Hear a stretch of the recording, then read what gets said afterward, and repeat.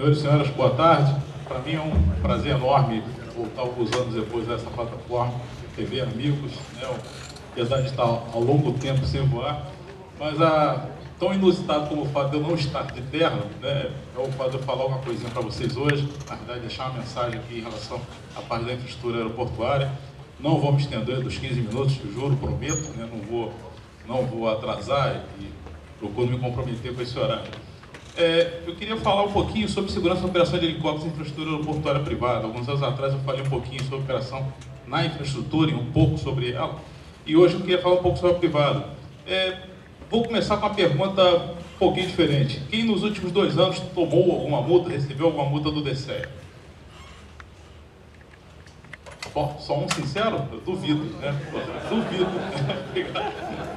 Eu duvido, né? O que aconteceu nos últimos anos, né? O cenário normativo, ele com certeza, ele ficou muito complexo, né? Mudou bastante coisa, a maneira como nós percebemos.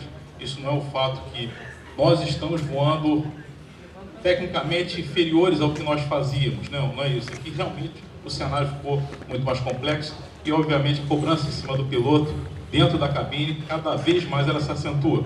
É óbvio que toda vez que a gente fala de norma, fala de regulamentação, a gente fala de um parâmetro que nos faz com que, em qualquer situação de emergência, eu consiga fazer a transição de uma situação normal para de emergência com segurança. Então é para isso que serve a norma, né? Para que a gente consiga, ao segui-la, estar dentro de um parâmetro de segurança. Pode passar para mim? Coloquei 2 objetivos rápidos, né? O primeiro, identificar o cenário regulatório atual. Eu não vou ter a presunção de comentar ele todo com os senhores, mas de falar um pouquinho. E depois ratificar o papel do piloto na escolha da operação da infraestrutura aeroportuária. Por que eu estou comentando isso? Porque, em última instância, se a gente fizer uma analogia, nós pilotos, né, e eu me incluo nesse seleto pacote, apesar de não estar voando há algum tempo, é o fato de nós sermos consumidores não só dessa infraestrutura no espaço aéreo, ou seja, sobre a ótica do consumo, de fato, nós usamos um serviço, né, e queremos que ele seja sempre prestado, e da mesma forma que nós acreditamos nessa operação, o mesmo deve acontecer em sentido contrário. Mais uma, por favor. Com relação ao cenário regulatório atual, o que é interessante a gente comentar, em 2012 houve uma mudança forte, bastante forte, que foi o decreto 7871 da Presidência da República, que criou o regime de autorização para aeroportos privados, né, para aeródromos privados, de tal forma que eles pudessem operar com o público. Nós entendemos, né, e particularmente não sou só eu que percebe isso, que isso é uma mudança de cenário que vai acontecer daqui para frente. Isso é um divisor de águas. Isso faz com que qualquer operação que a gente tenha no heliponto privado, quando eu falo em heliponto agora, entendamos que eu estou falando de uma infraestrutura aeroportuária exclusiva de helicóptero, eu entendo que eu vou ter um cenário de operação em que eu posso, inclusive, fazer com que a atividade remunerada seja efetivada, ou seja, eu posso ganhar dinheiro com infraestrutura. Essa é a diferença do público para o privado. E, obviamente, o público, para que você possa ganhar dinheiro com infraestrutura, você tem que cumprir alguns requisitos que são muito mais exigentes, é óbvio, né, do que a gente tem com a infraestrutura privada. No nosso caso específico, né, quando a gente começa a entrar no tema helicópteros, por exemplo, em helipontos, né, hoje está valendo ainda uma norma que foi revogada, na realidade não é do DSEA, do antigo Ministério da Aeronáutica, que fala sobre heliponto, que a gente não tem uma norma de heliponto. O que a gente tem hoje seria mais coerente ao volume 2 do anexo 14. Então a gente tem um lapso, uma lacuna em relação à normatização e regulamentação para helipontos, que é uma coisa impressionante. Mas isso faz parte da própria agenda regulatória da Agência Nacional de Aviação Civil. Então nós temos ali 2 temas que eu considero bastante importantes dentro do nosso cenário, que o primeiro é dos requisitos mínimos para aeródromos, aeródromos públicos de pequeno porte, esse inclusive já foi para a audiência pública, né? A expectativa na agenda regulatória que está no site da ANAC, essa informação eu tirei de lá, é que até o final desse ano, ou seja, nesse mês, nós tenhamos essa regulamentação publicada.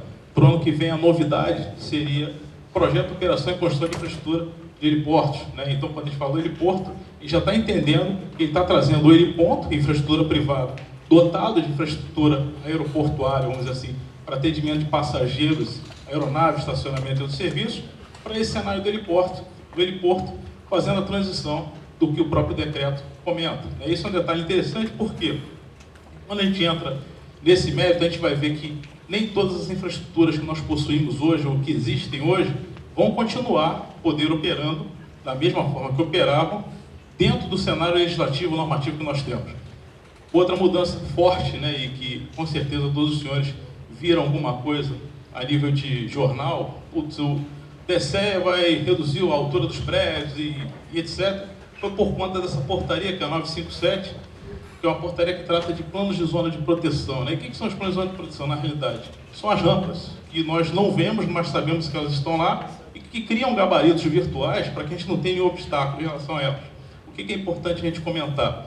É que dentro desse pacote da infraestrutura, como a gente vive em um país em que as informações às vezes não se casam, eu tenho muitas ocorrências, uma informação para a ANAC, outra para o DCE, outra para a prefeitura. Isso faz com que nós, na ponta, na hora da operação, por exemplo, eu estou indo para um heliponto que tem uma indicação que não necessariamente é que está homologado. Ou seja, às vezes estou aproximando para uma rampa que não tem o clearance correto, justamente porque não se observou com critério de homologação. Não vou entrar no mérito se isso é intencional ou não, mas isso é comum, mais comum do que os senhores imaginam. E esse cenário ele tende a mudar, ou seja, tende a apertar um cenário normativo e é óbvio fiscalizatório, porque a própria sociedade cobra isso. Cada vez mais nós nos aproximamos do cenário em que os helicópteros têm uma certa hostilidade em cima das grandes cidades, como acontece, por exemplo, em Paris, como acontece em Nova York, quando eu falo hostilidade no sentido de que o sobrevoo seja evitado, né? E, na realidade, a gente usar da melhor forma, usar dentro da norma o que a infraestrutura nos oferece, se traduz em manter em elevado nível a segurança, porque a gente tem um parâmetro que nos permite uma transição, por exemplo, para a situação normal para de uma de emergência, mas também permitir que a gente mantenha o nosso emprego. Né? Isso é uma coisa bastante importante. A gente não tem bomba de retardo, a gente não tem alguma coisa que vai estourar lá na frente.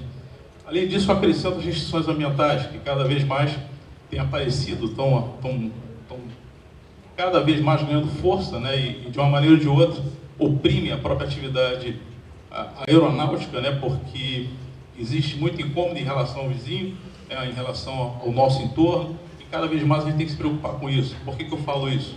Porque se hoje o cenário ficou um pouco morno para a aviação, ele com certeza, né, e nós acreditamos nisso, que o país vai voltar a respirar de novo, quando eu falo respirar de novo, a caminhar para frente, né, a todo mundo ter de volta a quantidade de horas que voava, os empregos voltarem a ficarem mais fortes, né, ou aparecerem de fato efetivamente no mercado. E quando isso aparecer, ou quando isso acontecer, todas as infraestruturas que porventura não tinham ou não seguiam esses parâmetros, elas vão ter problemas. É óbvio que vão ter problemas. Isso acontece não só por conta dos helipontos que a gente tem por volta de São Paulo, mas em todos os lugares. São Paulo eu dou exemplo porque é a capital, né, e é automaticamente a cidade que tem maior número de legislações e restrições nesse sentido. Então a gente também tem que tomar cuidado em relação a isso. Mais uma, por favor. E eu volto aqui no papel do piloto. Na realidade, eu vou encerrar no papel do piloto, né? Como a gente sabe no próprio Código Brasileiro de Aeronáutica, é a responsabilidade do próprio piloto, a condição segura da aeronave e fazer com que ela opere dentro desse parâmetro, desse papel. E ele é um consumidor. Quando eu falo ele é um consumidor, muitas vezes nós somos cobrados e não cobramos, né? Isso vale o vento, né? Ele só sopra no sentido, né? Então, quando eu falo, por exemplo, da multa, né? Não estou entrando no mérito, né, da infração em si, mas é muito difícil a gente rebater essa infração. Quando eu falo rebater a infração, quantas vezes a gente não ficou descontente com o serviço e não fomos felizes ou não fomos atendidos da maneira como nós colocamos?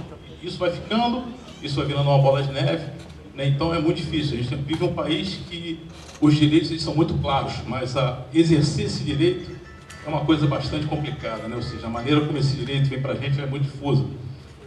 Ao mesmo tempo, nós como os pilotos, nós somos o primeiro filtro, né? Quando eu falo primeiro filtro, porque se a gente estiver, por exemplo, aproximando no heliponto em que eu tenha um sentido de aproximação pintado que não condiz, por exemplo, que está na norma, a minha obrigação como piloto é checar a norma. Então, eu não tenho como falar assim, não, eu aproximei na proa, sei lá, 200, mas a aproximação que está pintada ali não é a que está, de fato, na norma, ou seja, ou na portaria de regulamentação do heliponto, sei lá, 120.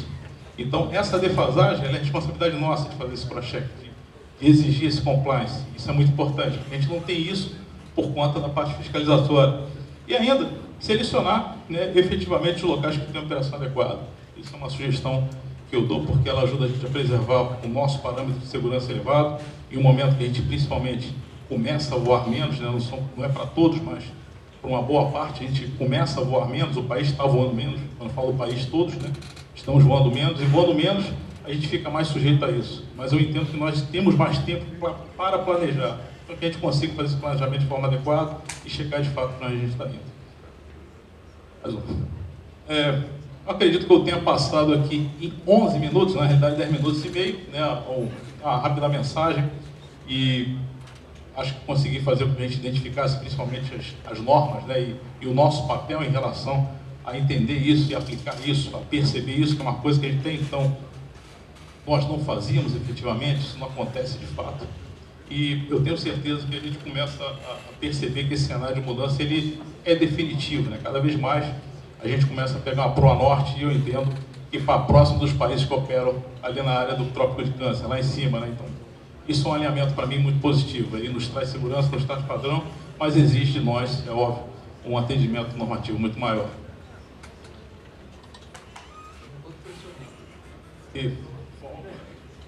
Eu queria deixar aqui meu contato, né, e agradecer a oportunidade, agradecer a BRAP, parabenizá-la, né, pelo evento e a todos vocês por estarem aqui hoje. Cada vez que a gente vem no evento de segurança de voo, com certeza a segurança por si só ela já aumenta, porque aumentou a percepção de vocês em relação a esse tema. Então isso é muito importante. Queria dar os parabéns para todos.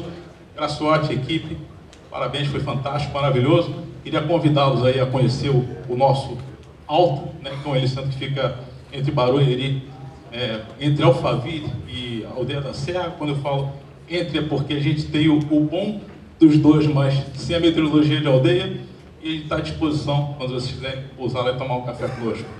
Forte abraço a todos, prazer revê-los. Tudo de bom.